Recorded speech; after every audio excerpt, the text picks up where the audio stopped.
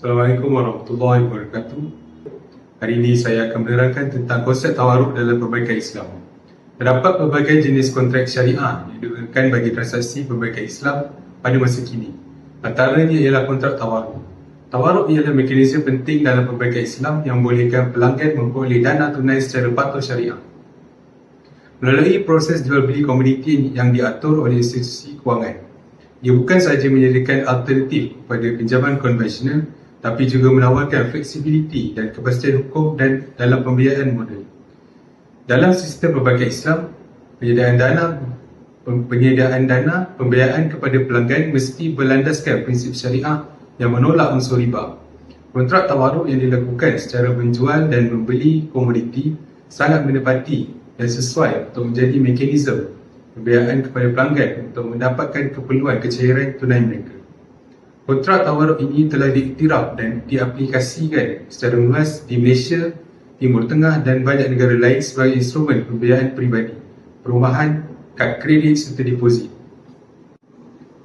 Mekanisme tawaruk dalam pembiayaan Islam berlaku melalui beberapa langkah sistematik seperti berikut.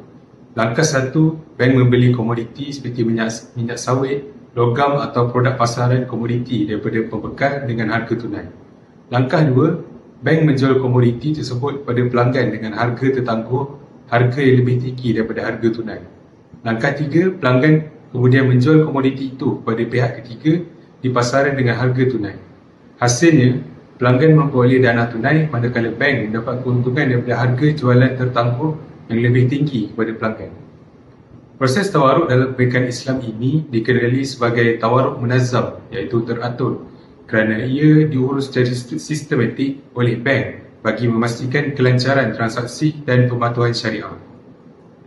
Mekanisme tawaruk sememangnya menjadi tulang belakang pembiayaan moden dalam perbankan Islam kerana ia menyediakan dana tunai secara patuh syariah, fleksibel dan praktikal. Kelebihannya bukan sahaja memberi manfaat kepada pelanggan yang memerlukan dana tunai yang segera, tetapi juga menjamin keuntungan dan kelestarian operasi bank Islam dalam masa yang sama. Oleh itu, tawaruk terus menjadi instrumen utama pada masa kini dalam memastikan sistem kewangan Islam kekal relevan dan kompetitif dalam dunia moden.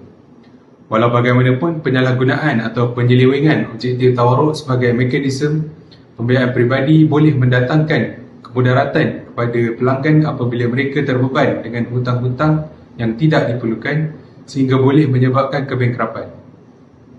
Justru tanpa pengetahuan dan pengurusan ekonomi betul oleh seorang individu atau sebuah entiti seperti syarikat, mekanisme tawaruk ini juga boleh menyebabkan keberhutangan yang tidak terkawal dan menyukarkan pengurusan kewangan individu atau syarikat tersebut.